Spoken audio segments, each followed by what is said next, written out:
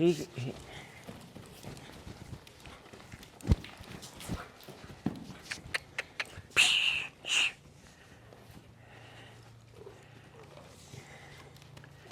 most of that's because he's got his tongue over the bit.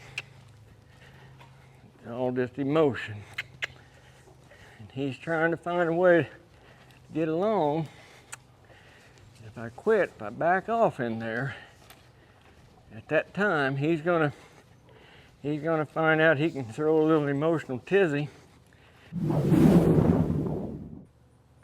video you're getting ready to watch is me putting my bridle on this horse for me the first time, and putting my drive lines on, and I explain how I've got it rigged up and why I have it rigged up that way.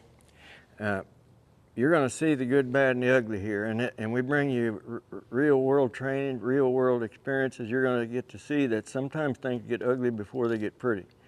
And if you quit during the ugly, you're training your horse to be ugly all the time. You know, it's sometimes not what we do, it's the timing that we quit doing what we're doing that makes the difference. And you're going to see this horse get his tongue over the bit. I like to let him work that out on their own if I can, but this horse was struggling with it so much I actually helped him and put his tongue back, put the bit over his tongue and shorten the head stall up to help him out a little bit, and then let him find his way through, and all that's fine and dandy. You know, but this is just a lot of emotional experience that was met with resistance only when it was needed. He met freedom when it was necessary so that he could find a way through all that emotion until his emotion turned to logical thought. And then we have something that because of the experience, he come out of it better. So, you know, another session or two like this and you'd be ready to ride. But anyway, you're getting to see it from the beginning. This was the first time I'd put a bridle on this horse. This is the first time I've driven this horse. It's only the third time I'd worked him. So you're getting to see it right from the beginning. Very nice horse and got a good attitude and going to be a really nice horse, but he just needed a little guidance, and he didn't go through anything that most horses don't go through. And you know, can you do all this stuff without all that stuff on there? Yeah, there's always more than one way to skin a cat. This is a way that I have found to be very effective, to where I can get these horses where they feel like they're broke the first time I get on them. So it's a lot safer that way. So I hope you enjoy that. Thank you very much. Hi, Dennis here at Cappel Training and Shoeing. Just a little recap. This is the horse that we did the video on doing the groundwork to prepare him for the bridle and the driving. So this is going to be the driving portion of it today, and I'll go through the equipment that I'm going to use and why I use the equipment. He's standing here nice and quiet today, so I'm going to go ahead and take the halter down off his nose so that it makes it a little bit easier to get everything on. And I like to tie the halter around their neck when I do that. This is just a little rope cavesson, and it's a tool that does nothing more than deter a horse from opening their mouth. I did not put it on so tight that they can't open their mouth. I just put it on in such a way that when he does open his mouth, it runs. See, I can get, you know, a couple fingers. That thing is pretty loose. I don't, especially here in the beginning, I don't want to force his mouth shut. I need to have him where he can open his mouth and run his tongue comfortably. So I don't want to start out right away developing a habit of a horse being able to avoid you by just relaxing that lower jaw and keeping his upper, you know, his nose up, you know, and avoiding you on top like that and releasing too much at below. So anyway, that's why I use the cavesson like that. Then today I'm going to put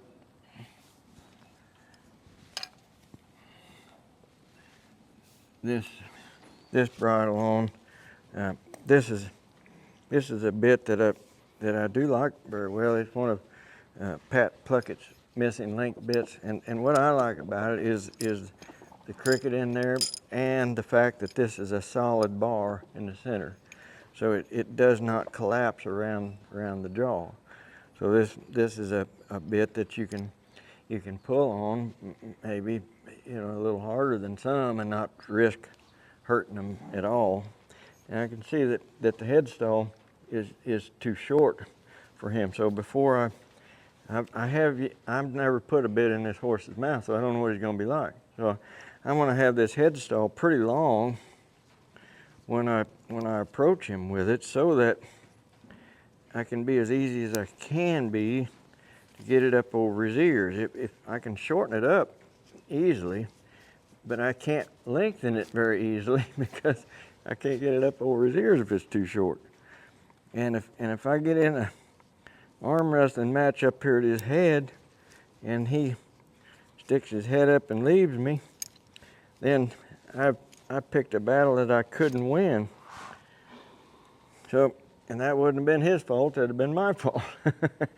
So I'm going to put this bridle, this rein up over his head first, and then my first destination point when I'm putting a bridle on is for that horse to have their nose through the headstall. And notice I got that bit picked up high enough that it's if he's looking off over there to the right, I can bring him around. See, if I bring him this way just a little bit, he's going to have an altogether different attitude than he would if he had that shoulder pushing on me, looking off to the right. So I do this to soften the horse. I do this to position myself so I've got an advantage. I've taken the power away from him by having him bent just a little bit. I've arranged it to where it's his idea to be looking towards me just a little bit. Also notice that I've got this outside strand of the headstall coming right up between his eyes, and my right hand right now is still in front of his ear. Okay, I'm gonna just put that headstall on my thumb. Now I'm gonna lower that bit into my hand, and I'm gonna hold that bit like this. I've just got it, my hand is open and I'm putting the bit right in my hand. Okay, now I'm gonna show you what I'm gonna do with this hand before I put the bit. I'm gonna cup the bottom lip of the chin of this horse, and if this horse is wanting to pull off to the right, I can move my hand in a little bit of a vibrating fashion like that, and get that horse to look back to the left. And then I can put my thumb right here, just right there on his gum, touching his tongue. No teeth there, see? And while he's licking on my thumb like that, then I will lift this bit up over his teeth, and then I'll use my right hand to pick that bit up into his mouth. So right there, he opened his mouth, took that bridle nicely. So that's good. I'm going to bring this ear forward, and then I'm going to bring this ear forward, and I can tell at the headstall I got it way too long, so I'm going to hold it up here just a little bit, get me a couple of holes tighter here, and wait on him. Now, it still could be a little bit further up in his mouth.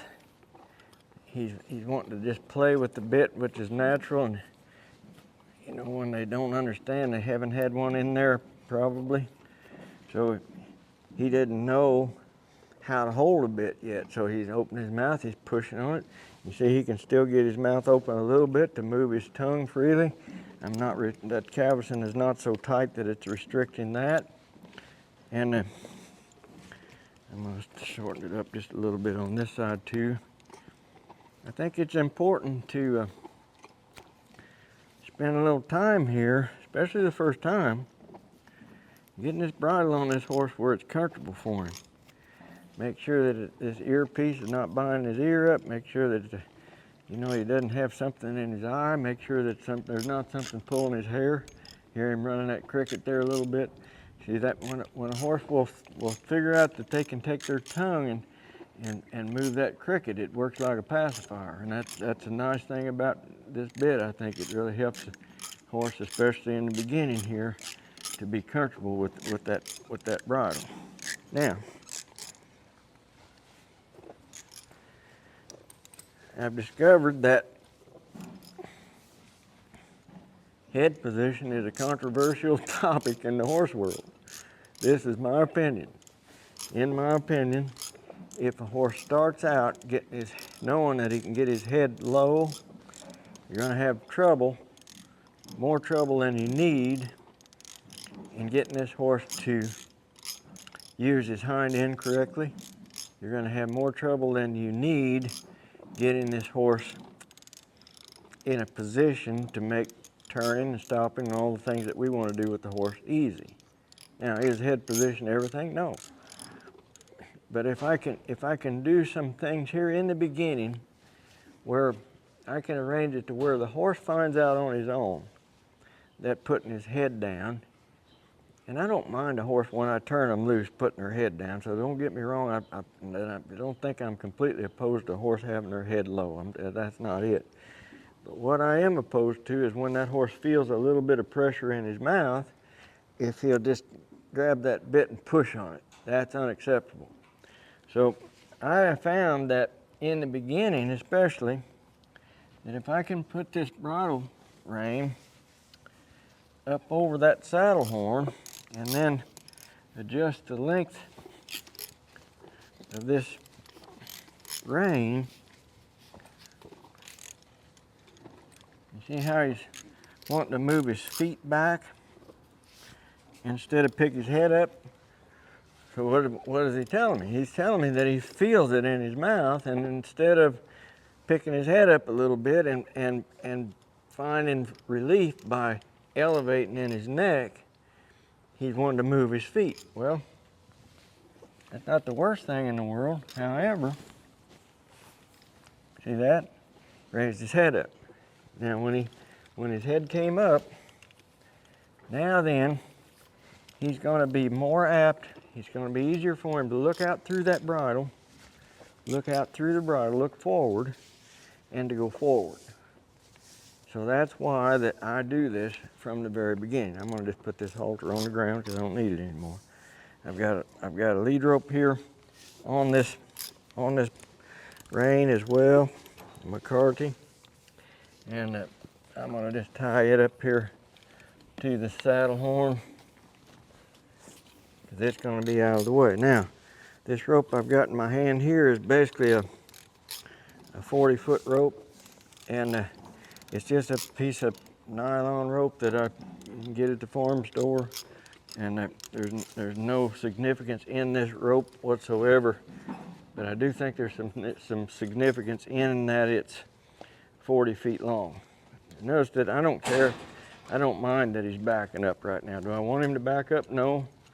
But I don't have him tied up on purpose, because at this stage, if I've got him tied up and he comes backing out of there, he gets tied on the lead rope, then I've got him out there fighting the lead rope instead of finding a way to get comfortable and stop. So I'm going to take this back here and put it tied to the saddle.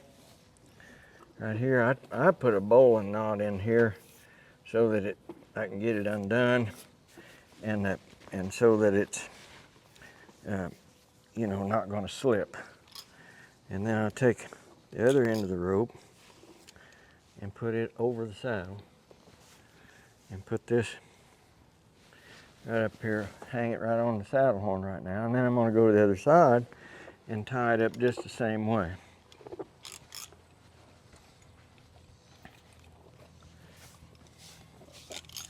So I take this rein just like I did on the other side. I'll go from outside to inside and back to my saddle, and put the bowline knot goes in the closest one to the horse's body,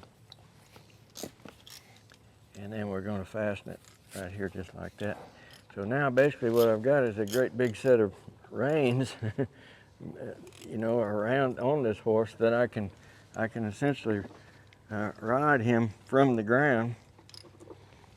Some people call these long lines. Now, here's another controversial thing. Doesn't have to be controversial, but it seems like a lot of things in the horse world are controversial because everybody's got such a strong opinion about it. That's what makes them controversial. This is my opinion. I feel like that the draw rein type setup helps me in the beginning. Rather than sticking it through the stirrups and running it up there, I'm not pulling on this horse. I'm back here sending him forward. There, when I asked him to come around to the left, he overreacted just a little bit. He's pushing off through his shoulder to the right. I need him to go forward. I need him to, there's that defensive posture. See how much they want to face up? Well, just let him work it out. Let him work it out. There's the right answer. Now, the reason that he's a little bit argumentative about going forward is because he's wanting to put his head down. Well, if you're on him and he's doing that, you don't have any recourse. You don't have any way of getting that nice forward motion because he's wanting to get his head way down low instead of picking that head up and going. So I put that rope around the outside now. It's down there by his outside hind leg, asking that horse to go forward. He's up there just kind of, to me, wanting to be a little bit behind the bit. I'm not pulling his mouth at all. He can go, he's got his tongue over the bit. Gonna argue with that a little bit. He's gonna try to go off through his shoulder to the right. He's gonna try to find a way out of this. Let him just work at it. Let him work his way through. And you find out if he picks his head up and goes forward, he's gonna find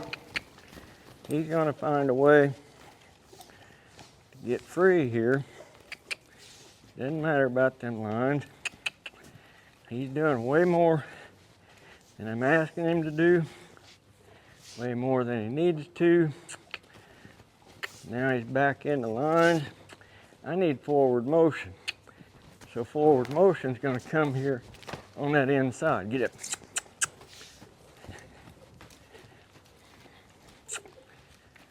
Now, all of this is because that horse is trying to get his head too low. I'm going to turn him into the fence. I'm going to put him to work. I'm going to put him to work.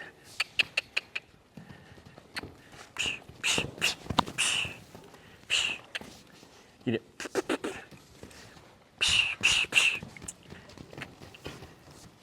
That's just emotion. I don't care. I'm not mad at him, but I need forward motion. I need forward motion. There's forward motion. There's freedom. Too low with his head. I'm going to turn him. I'm not going to just sit there and watch him stay behind the bridle and do too much. I need more forward motion. I need for this horse to look forward, go forward, pick his head up. There's not a pull at all in his mouth. There's not any tension on that bridle rein hooked to the saddle.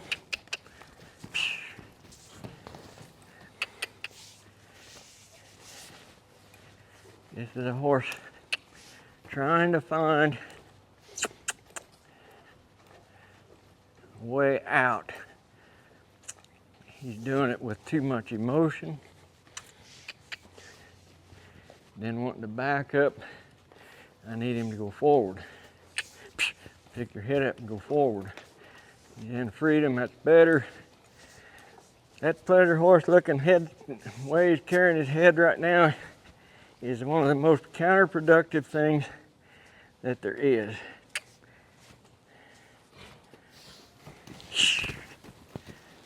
Now, I needed to move out of the way there because he was coming backwards at a pretty rapid pace, and he didn't care that I was behind him.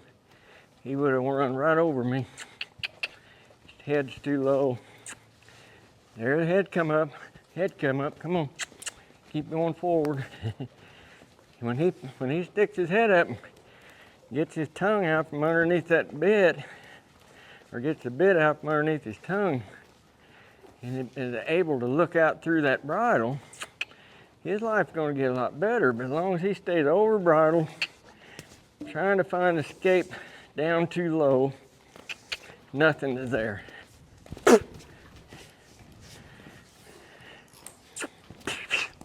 There we go.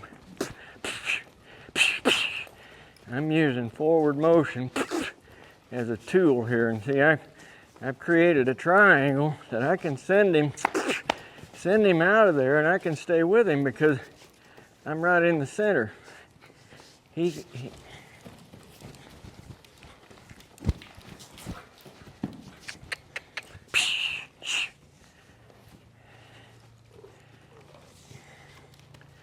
Most of that's because he's got his tongue over the bit. It's all just emotion. And he's trying to find a way to get along. If I quit, if I back off in there, at that time he's gonna find out he can throw a little emotional tizzy, get me to quit, and that's not gonna work. I've asked him to turn right here, and he just keeps shouldering down the fence right there. There's a better attitude. Still not what I'm hoping for, but it's better than it was. That's a lot better right there. He picked his head up, walked softly forward into freedom. Pick his head up. That's over bridled. No good right there. Needs to come on. Pick his head up. Your head up. I'm not saying that to the horse. I'm saying that to you. There. Let him find that freedom. I need to recognize every time that horse has lifted his head. There. Let him feel relief right there. See? Somewhere or another, this horse has found out that he can get behind the bridle, and there's where his relief was. So this isn't his first trip to this, I'll bet you. It's my first trip with him. But this horse has been trained how to get behind that bridle. They don't start out like this unless they have had that experience. Now, he needs this time right here, sitting here, looking out and finding that peace. You know, I don't want their nose sticking out either, but I sure don't want them avoiding by being down there too low. So I'm asking him to come forward, get forward. Yep. A little dramatic there. A little emotional right there. I'm going to help him just a minute to get his tongue back, and then we'll go again. So I'm going to just lift that bridle a little bit. Put his tongue.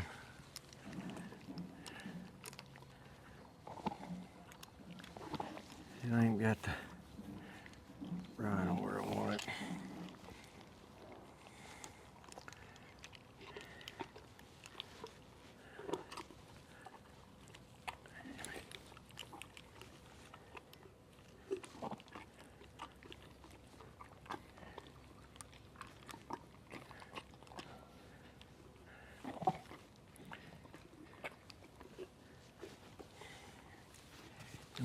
I'm gonna lower the head stall here just a minute and help this horse get his tongue where it belongs, and then I'm gonna shorten the head stall up. And the reason I'm gonna shorten it up is to make it harder for him to get his tongue over the bit.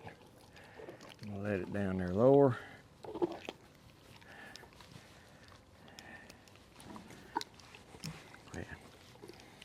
You know, he's trying to spit the bit out.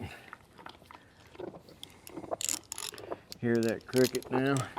That means his tongue is underneath the bit. I'm going to shorten that bit way up there. Let him find out that he can keep his tongue underneath that bit, and it'll be a lot more comfortable. Now we're going to go again. There we go. Much better. Much better attitude. Much better posture. Still maybe just a skosh behind the bit. There's no pressure in his mouth whatsoever from the reins. Just turn here. See, when that stirrup leather that line got hung underneath the stirrup, it was an opportunity for me to just lift that line. Much better attitude, much better posture. He's still, when I touch his mouth though, he's wanting to get, first thing he wants to do is stick his head down. Well, that's why that I pay so much more attention to where that head is in the beginning, because this is too low. His nose is back behind the vertical. There we go. There we go. Picked his head up, looking out through there. He's in freedom. Let him have that freedom. Let him have forward motion steps here in that posture of freedom. Very good. His attitude is getting really good. His response to my direction is now without avoidance. He's letting me drive him around here left and right. He's letting me handle him without arguing. And he is starting to find out that when he does feel a little bit of pressure from me, all he's got to do is think. And there's a way that he can move his feet. There's a way that he can hold his body that will get that pressure to completely leave. That's the way I want him to hold his head. Just about level, natural, with his nose out just a little bit. That's where I want him to be. Okay? When he's there, there's no pressure at all in his mouth. None. You see how good his attitude got right there? You can't tell me that a horse going around looking at the ground right in front of him, before he knows how to carry himself, you can't tell me that that is a good thing. That's a horse avoiding you by just wanting to stretch out there and hit that lazy, long position. So, now, is the body important? Yes. We've got to have body part control. We've got to have the ability to bring the body to the front end. And do I want him soft in the front end? Yes, I want him soft in the front end. And when I turn his head completely loose, after he's carrying himself like this and after he's agreeable, I don't care if he puts his head all the way to the ground. It's okay then. But what you saw this horse doing that was completely unacceptable in my opinion, as soon as he felt any pressure, he wanted to put his head down, get behind a bit, and try to avoid the world by sticking his chin on his chest. And I tell you what, you know, it's not unusual for a horse that's pretty hot to learn how to stick his chin on his chest and run plumb off with you. It's not unusual for a horse to find out that he can bring his head all the way around to your leg and run off the other direction with you. So you better have them things looking out through the bridle and have them guiding willingly, so that if we need to direct them, if we need to stop them, we can do so without them hitting a posture of avoidance. And that's all that being too low was a posture of avoidance. Now, this is a good place to quit right here on this horse right now. He's got his head up comfortable. He laid all that emotion down. We stayed through the storm, and we stayed there with him in a way that he came out of it better off than he was before we started. So anyway, I hope you like that. If you do like our content, please hit that subscribe button. Thank you.